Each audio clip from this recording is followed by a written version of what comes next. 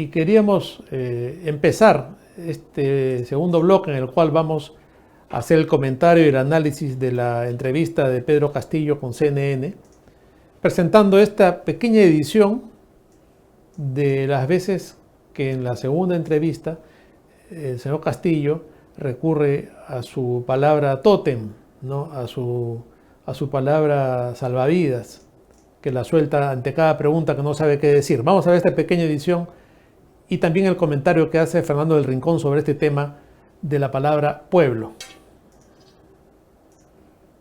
Recurrente en sus respuestas la pertenencia al pueblo, de responderle al pueblo, le falta definición, le falta puntualizar.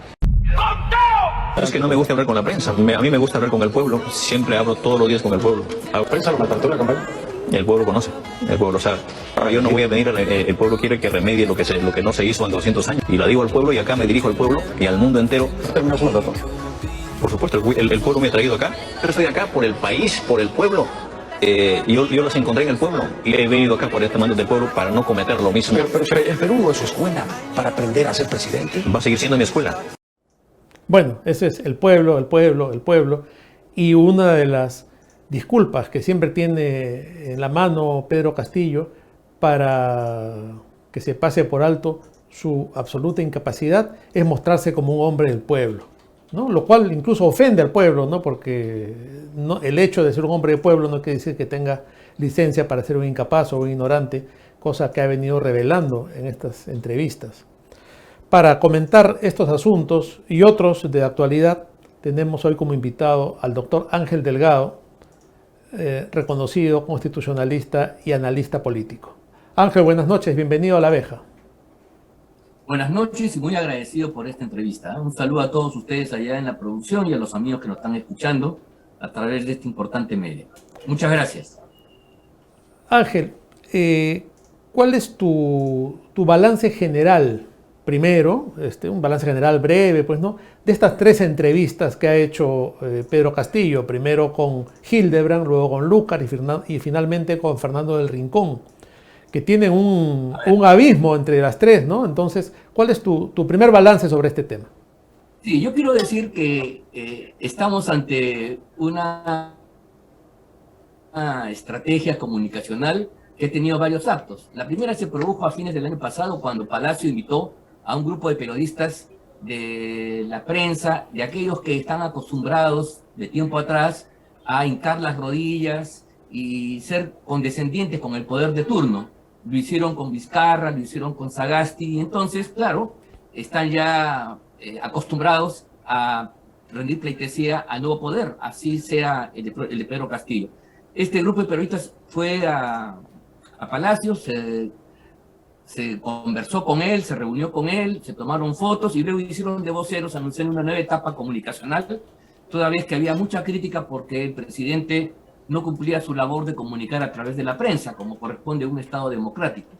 Bien, esta es la primera fase, donde este grupo de periodistas se hizo de voceros del gobierno. La segunda fase se ha visto con las dos entrevistas locales a cargo de dos periodistas que son conocidos en el medio.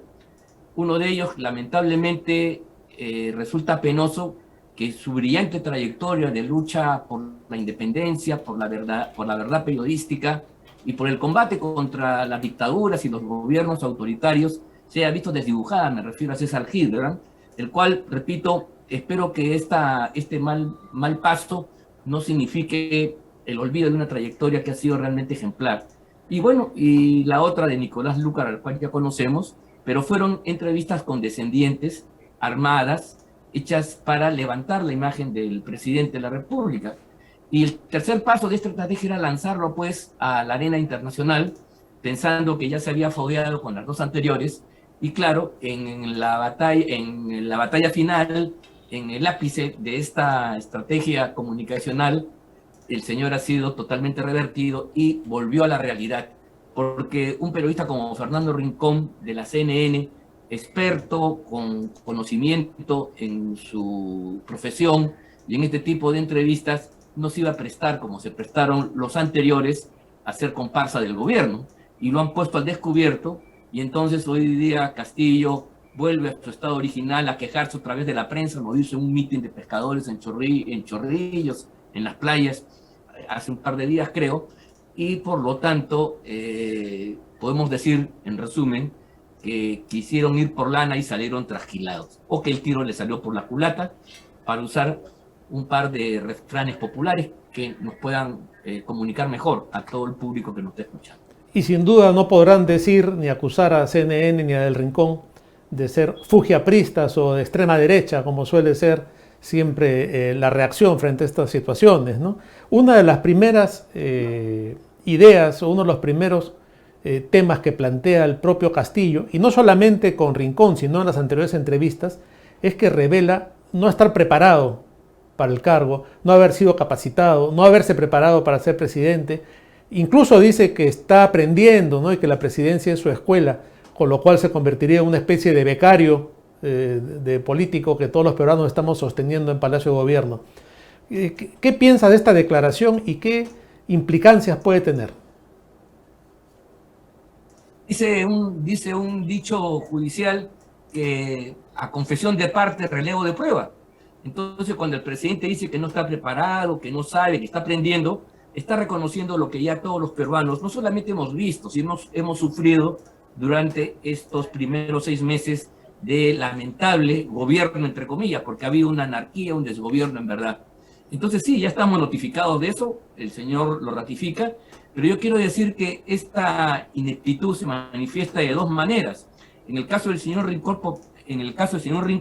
por contraste, porque no pudo responder ninguna de sus preguntas. Pero en el caso de las 2 entrevistas anteriores de Hildebrand y Lucar, esta incapacidad se manifiesta por complacencia, porque cuando las preguntas son tan ingenuas, tan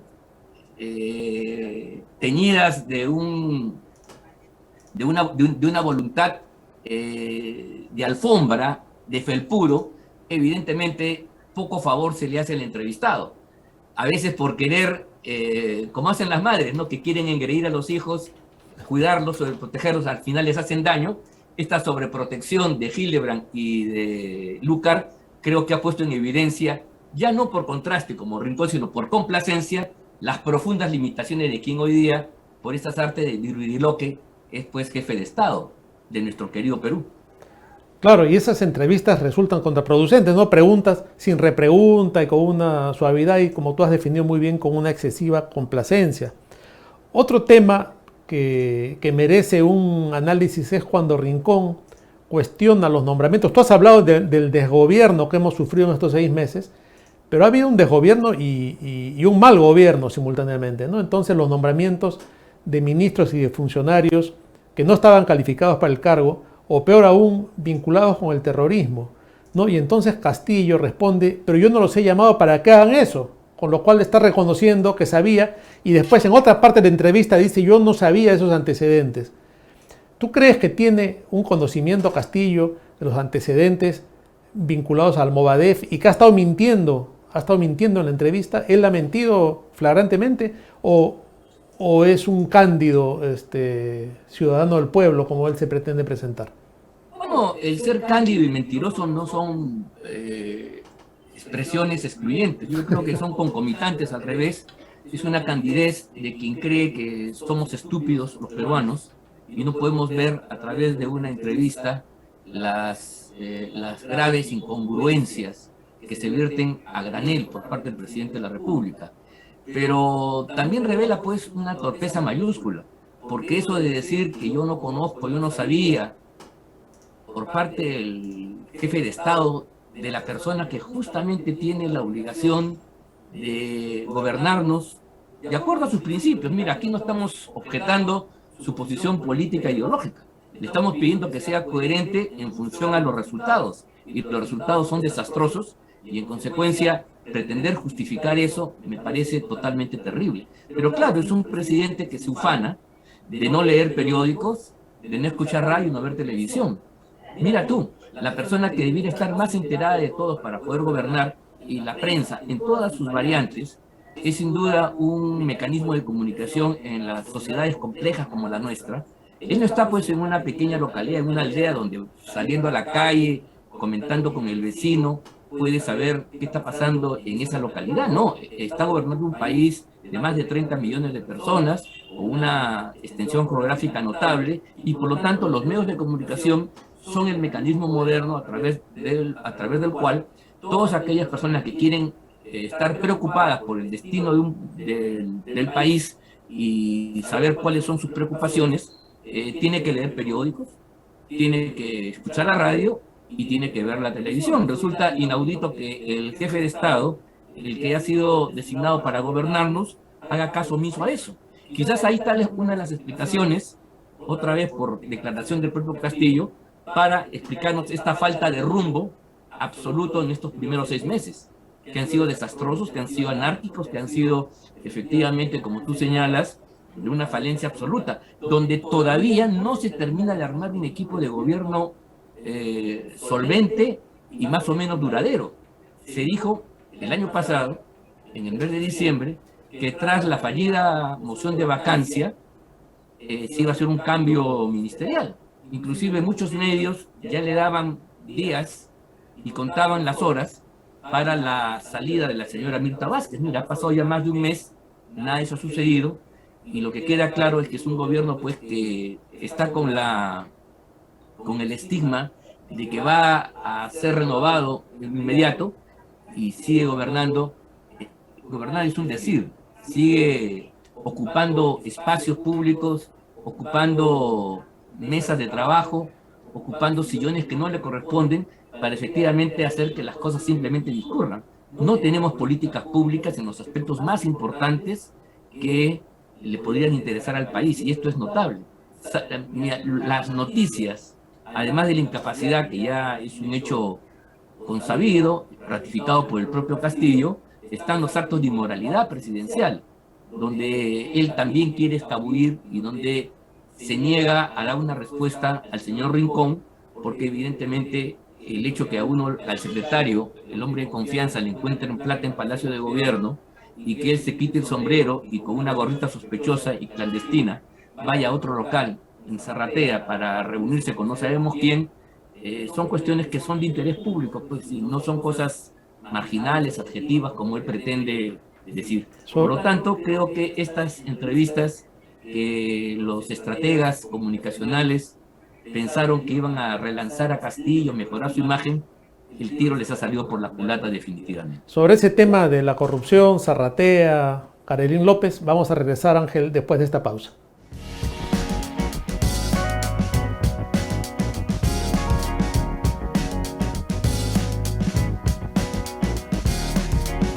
Estamos de vuelta en el vuelo de la abeja conversando con Ángel Delgado sobre las implicancias, consecuencias y analizando las declaraciones de Pedro Castillo a la prensa nacional e internacional. Ángel, un tema que realmente es sorprendente, con el que estabas tú terminando tu anterior intervención, es cuando en la entrevista con Fernando del Rincón, Pedro Castillo dice algo así como: yo estaba un día en mi oficina volviendo de un viaje y escuché ruido. Entonces salí a ver qué pasaba y había una fiesta para mi hijita, ¿no? Y en esa fiesta estaba un animador infantil, había juegos inflables, ¿no? Y todo esto había entrado a Palacio como si nada, y él pretende que creamos que él no sabía nada, ¿no? Dice: yo salí y me sorprendí con la fiesta sorpresa. La congresista Palatino, en un exceso ya de subestimar la inteligencia de los peruanos, ha ayer dicho unas declaraciones a la televisión nacional, que ella sabe que por ahí algunos policías y los mozos de Palacio hicieron una chanchita para financiar esta fiesta de la niña, hija del presidente. Eso por un lado. Por otro lado, dice Castillo: bueno, yo iba a Zarratea a tomarme un cafecito con la señora no sé cuántos, y aparecía gente, ¿no? Aparecían empresarios, aparecía Carolín López, aparecía gente que venía a Palacio, y como no me encontraba acá, iban para allá. Y a mí mi papá me enseñaba a dar la mano y a saludar, yo los saludaba a todos. ¿Qué podemos decir de esto? Pues no, ya es demasiado, Ángel.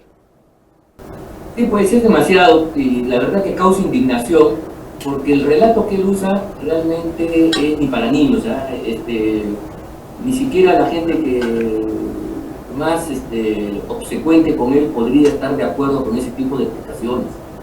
Estamos hablando del presidente de la República, ¿no? A veces nos olvidamos de eso y pensamos que estamos ante una serie de un programa de televisión de cómico, de espectáculo, cosas por el estilo. Mira tú, eso de que cualquiera puede entrar al Palacio del Gobierno y a las dependencias públicas es una mentira absoluta. Ni tú ni yo podemos tocar la puerta y decir quiero entrar, quiero visitar el Palacio del Gobierno. Se requiere un conjunto de permisos, autorizaciones. Justamente hay una seguridad muy grande en aquellos lugares y especialmente en Palacio, donde se realizan los actos de gobierno. Y además que así debe ser, Ángel, ¿no es cierto? En todas partes. Entonces, ¿cómo es posible de que se pueda afirmar con lengua tan suelta de que entra cualquiera? Mentira, no es cierto. Y menos aún, si tú no conoces a Karen y López, ¿cómo puedes permitir, cómo puedes aceptar que te financie una fiesta infantil o cualquier otra cosa? Acá, a los amigos que lo están escuchando, en su propia casa, en su propia actividad, ¿admitirían que mañana alguien le pague la luz, el agua, algún servicio, sin que se conozca de dónde viene la fuente, quién lo hace? Eso es un abuso de confianza que no se puede permitir. Máxime en Palacio de Gobierno, donde hay todas las seguridades del caso. Y el hecho que lo de Zarratea no era una cuestión simplemente de visita ocasional, es que Castillo se disfraza, porque hay que ver aquí los gestos. Castillo utiliza el sombrero para dormir, para tomar desayuno, para comer, para ir al baño, para todo. Incluso en ceremonias oficiales, donde se debe rendir respeto a los símbolos patrios, la bandera sigue con su sombrero. Pero en fin, ese es Castillo. Sin embargo, para visitar a Zarratea, su sombrero lo deja a un lado y se pone una gorrita sospechosa, que obviamente tiene el propósito de que no lo identifiquen como tal. Creo que ese gesto habla más que todas las palabras y sandeces que hemos escuchado de quien hoy funge de presidente de la República, ¿no? Claro, porque es inaceptable. Eso de la fiesta infantil constituiría una dádiva, ¿no? O recibir una donación fuera de lugar, porque han trascendido las fotos, por ejemplo, de los camiones, de los juegos inflables ingresando a Palacio. Tú puedes entrar con un camión a Palacio mañana porque se te ocurre, no, pues es absolutamente imposible, ¿no? Y nadie permite que, yo no sé, pues nosotros hemos tenido fiestas infantiles, hemos sido padres, entonces, ¿cómo vas a permitir que alguien que tú no conoces te financie? ¿De dónde viene? Ha hecho una sorpresa, pero ¿quién más? Sí, claro. Cualquiera pregunta eso, ¿no? Claro. ¿Quién ha sido? Absolutamente. Y el otro tema... Mira, ese pago de Karen y López de esos recursos, que ella admite y reconoce, es la mejor demostración que Castillo miente groseramente. Y lo peor es que lo hace impunemente ante la comunidad internacional, pretendiendo que todos son sonsos como él. Y eso me parece inaceptable. Exactamente, ¿no? Como el otro tema, sobre el cual también quería conocer tu punto de vista, cuando dice que Cerrón no ha tenido ni tiene ninguna injerencia, ¿no? Y que si él está ahí es porque, bueno, hay que tener un partido para llegar, ¿no? Entonces va marcando distancia y esto me parece que va jugando en paralelo con la separación de la señora Dina Boluarte del partido. ¿Algo está moviendo por ahí o crees que estamos siendo demasiado suspicaces? Sí, pues yo no sé si la explicación es peor que la realidad. Mira, porque finalmente pues, que se haya metido con Cerrón tiene su lógica.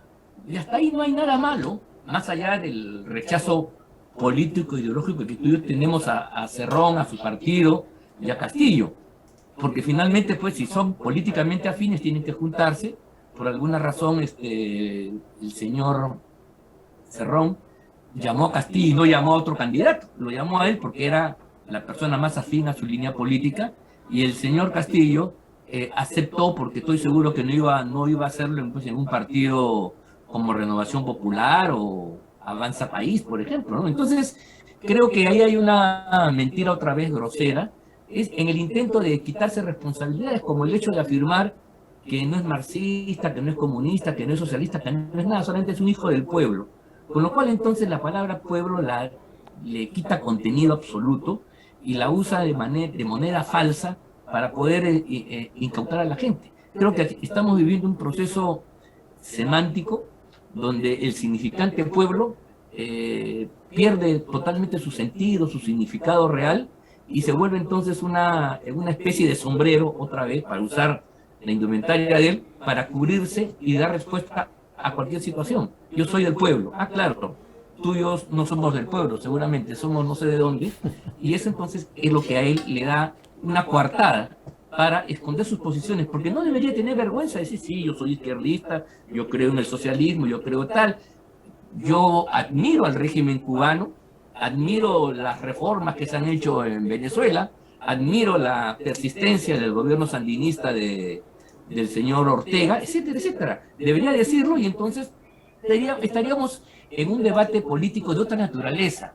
No hablando de estas tonterías que parecen tonterías de verdad, sino hablando, bueno, de su opción política. Pues estaríamos discutiendo si en Nicaragua hay democracia o no, si es válido que se persigan a los opositores. Pero inclusive este tipo de respuestas de Castillo tienden a devaluar el debate a un zócalo, a un subsuelo, de donde ya pues parece que estuviéramos en un programa de espectáculos, en una cosa, y no análisis político de verdad, ¿no?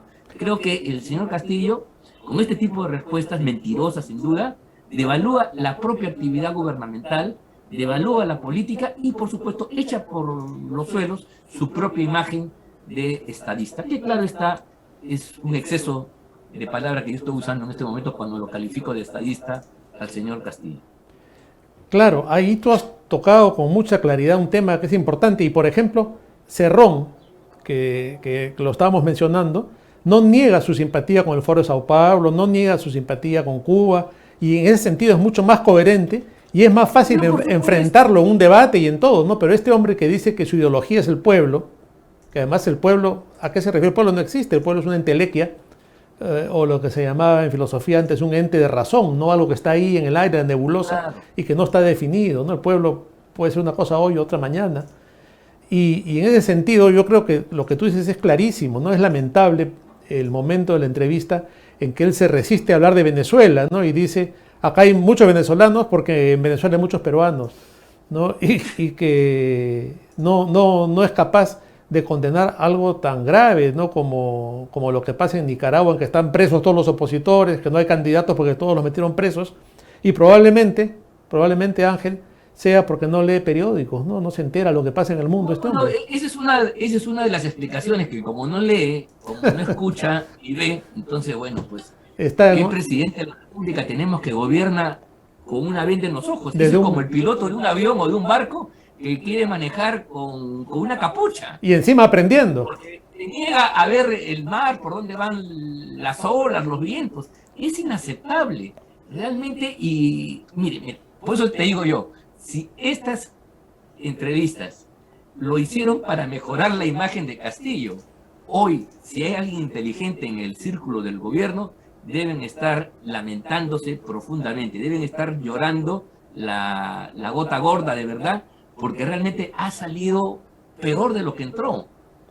Peor de lo que entró. Ha confirmado todas las aprehensiones que teníamos nosotros y lo grave es que nos quiere instalar en una especie de renovación donde la mentira, ni siquiera elaborada, ni siquiera trabajada debidamente, porque para ser mentiroso, mira, también hay que tener imaginación, hay que jugar con los sofismas, ¿no? Los griegos ya utilizaban una serie de mecanismos para hacer pasar como verdadero cosas que eran falsas. Todo un arte, es el arte de la sofística. Acá no, acá es la mentira grosera, abierta, adrede, insultante para la inteligencia de quienes escuchan.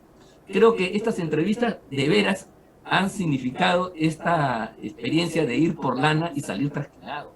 O sea, el señor Castillo ha quedado más desnudo de lo que ya estaba. Y si alguien tenía duda alguna, yo creo que ahora es más claro. Lo que sí ha conllevado, yo creo que es bueno también, a dos periodistas que tenían cierta referencia en el país, los ha tirado abajo, porque el contraste entre lo que dice el señor Fernando Rincón en un foro internacional de manera pública y libre, contrasta con las preguntas comedidas, con el esfuerzo sobre todo de Nicolás Lucar para decirle, Pedro, tú que pensabas, tú en tu corazón tenías la intención. O sea, eso realmente, llamarle entrevista es un exceso, es una forma burda de quererle limpiar la cara al presidente, de mejorar su imagen a la fuerza, cuando no la.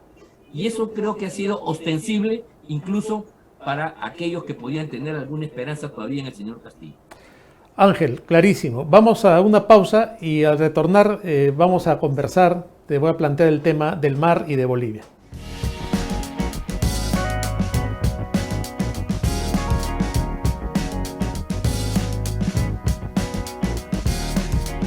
Estamos de vuelta en el vuelo de la abeja conversando con Ángel Delgado sobre las declaraciones de Pedro Castillo a un medio internacional y a 2 medios nacionales y las consecuencias que estas declaraciones pueden tener.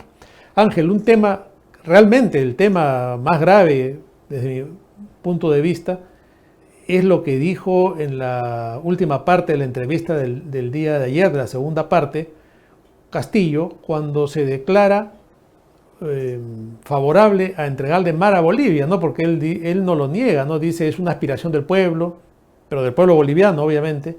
Dice hay que consultarle al pueblo. Y luego habla algo sobre lo innecesarias o lo superables que serían las fronteras.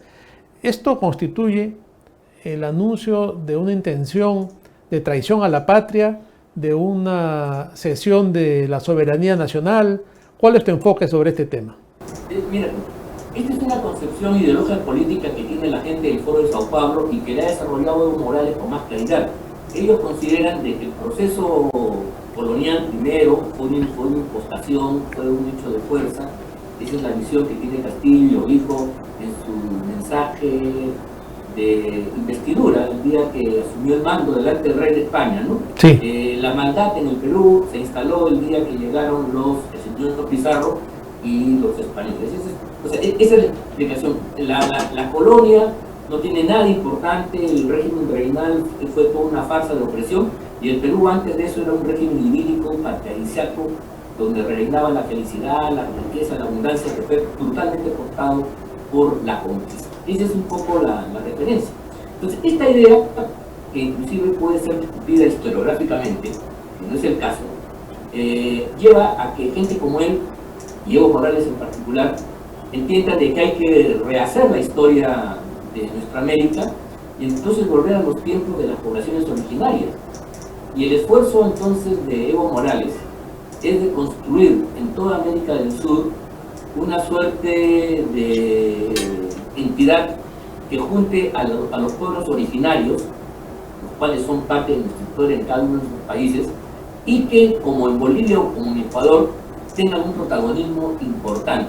En esta concepción, el tema de las fronteras que fueron fijadas primero por el orden colonial y después por una república, a la cual ellos también repudian.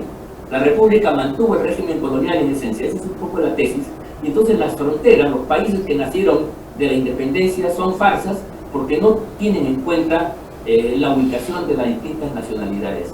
Y por lo tanto entonces la construcción de una república quechua, aymara, aborigen en general, no respeta las fronteras, pues que fueron establecidas por uti possidetis o por libre determinación luego de la guerra de la independencia. Eso es una farsa que hay que terminar, sino hay que reconstruir el mapa de América Latina, de América del Sur, con nuevas fronteras, con nuevas nacionalidades y con nuevas formas políticas, que es lo que en última instancia el señor Evo Morales postula.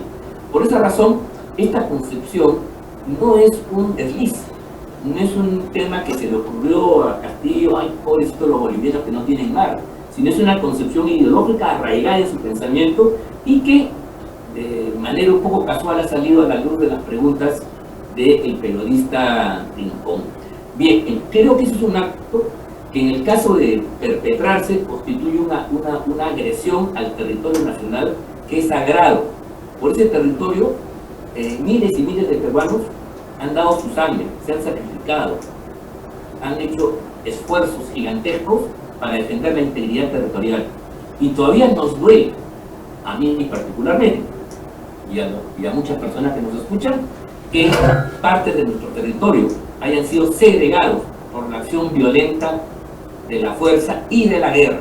En esas condiciones, pretender que el Perú le va a dar salida al mar a Bolivia, me parece un despropósito gigantesco. Y sin embargo lo hemos escuchado ahí en forma totalmente impune decirlo por Castillo. Y para sentirse acompañado quiere hacer una consulta popular. Consulta que yo estoy convencido, y sería bueno que las encuestas incorporen esta pregunta en sus próximas mediciones, va a ser rechazada profundamente.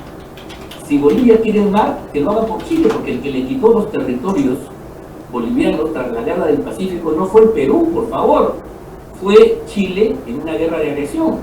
Antofagasta era un departamento que pertenecía a Bolivia y esa era la salida al mar que tenía esta nación.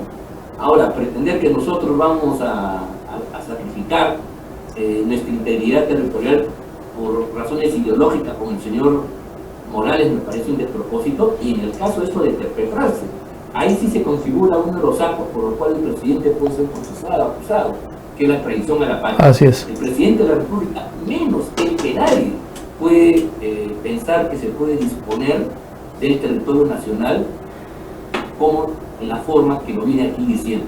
Ni siquiera con un referéndum se podría plantear una cosa de esta naturaleza. Eso es un tema que escapa al referéndum.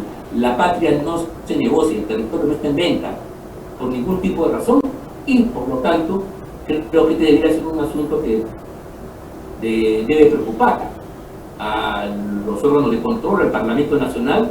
Hay que interrogar pues el Parlamento ya ha debido llamar al ministro de Relaciones Exteriores y preguntarle qué es eso que el presidente dice que le va a ceder el mar a Bolivia. Interpelar al ministro Maurto, que responda por él. Sabemos que el presidente no puede ser objeto de interpelación, pero el ministro sí responder. Y si no responde, que caiga. Y si no, que renuncie, claro. Pero por supuesto, lo que pasa que mira, que no hay reacción inmediata. Eso que se ha dicho es un acto gravísimo.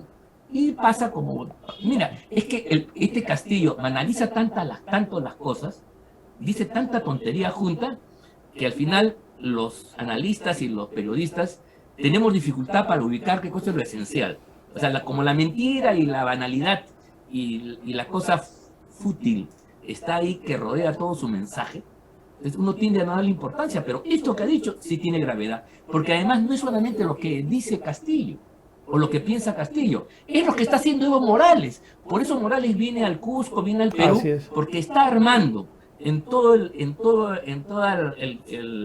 la columna vertebral de nuestros Andes una suerte de reagrupación sociopolítica que él la va a llamar la Federación de los Pueblos Aborígenes, Originarios, qué sé yo, desde lo cual va a empezar a contestar, a interpelar y a combatir las formas republicanas que nosotros hemos heredado después de 200 años y después de duras luchas en las cuales los padres fundadores nos dieron patria. Eso es lo que quiere atacar Morales y eso es a lo cual Castillo se presta de manera cómplice. Claro, sin duda que eso tiene que ver con la formación del MAS en el sur del Perú y con el intento del RUNASUR. Ángel, antes de terminar quería plantearte un último tema que ya saliéndonos del asunto de Castillo, y es lo que ha sucedido con PBO. ¿Qué es lo que ha pasado con PBO? ¿A qué se debe esto y qué implica? ¿Qué está pasando? Bueno, en primer lugar que es una sorpresa porque estando la radio en el aire es cortada violentamente, cosa que no sucede.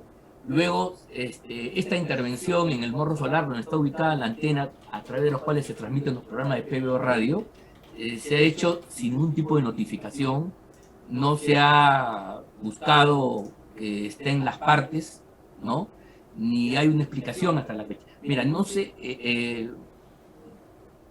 si a estas horas de la noche todavía hay alguna entidad, alguna autoridad, alguna oficina del gobierno que dé una respuesta que explique más o menos lo que ha sucedido. Resulta realmente terrible. Claro, y estamos viviendo horas de incertidumbre. Un hecho sin precedentes en la vida democrática, ¿no es cierto? Porque en las dictaduras pasan estas cosas. Administrativamente no se pueden cerrar los medios de comunicación, administrativamente no se puede afectar la propiedad privada, no se puede retirar equipos como lo han hecho, ni se puede poner un candado a la puerta. Para eso tú necesitas, en un Estado de Derecho, una orden de un poder independiente como es el Poder Judicial. Y eso lo haces después que hay, pues, lo que se llama el debido proceso. donde tú has podido defenderte, de dar tu punto de vista, y bueno, y si se hay que tomar esa medida, se toma bajo responsabilidad, porque bueno, hay elementos verosímiles, pero la sorpresa, la forma como se hace, y no dando explicación alguna, sino de modo violento, constituye un estilo que ya lo hemos visto en la Venezuela de Chávez, y que tiene una cosa más. Acuérdate tú que cuando todavía el señor Castillo no había asumido el gobierno, su abogado Palacín hizo una denuncia firmada por él donde pedía al Ministerio de Transportes y Comunicaciones que interviniera y cortara la señal del canal Willax, porque estaba pues agraviando, a su entender, al señor Castillo. Esto, que es una pachotada desde el punto de vista jurídico, no tiene ni pie ni cabeza, fue rechazado en su oportunidad, pero mira tú, Castillo, una vez que llegó al poder, ni siquiera tuvo la elegancia, es decir, mucho, para dejar de lado esto que no tenía pies ni cabeza. Y mira, ha quedado dormido ahí, y parece ser que un poco es la vía que se quiere ahora cerrar, afectar a un medio independiente como es PBO Radio, a través de una instancia administrativa que en todo caso no puede en ningún caso afectar derechos fundamentales como son el derecho a la libertad de expresión, el derecho al debido proceso y el derecho a la propiedad que tienen las personas. O sea, esos tres derechos fundamentales no pueden ser afectados por ninguna medida administrativa en ninguna parte del mundo democrático. Sin duda, sí, estamos ante un hecho oscuro, siniestro en la historia democrática del Perú, y que puede significar el inicio de una persecución a los medios independientes, como también puede ser una suerte de lo que se llama una cortina de humo para tapar el escándalo de las declaraciones de Castillo, ¿no? Y lo resuelven rápido, y ahí queda. Pues ya nos sacaron del foco de atención en los despropósitos de Castillo en la entrevista con CNN. Ángel, te agradezco muchísimo por esta participación.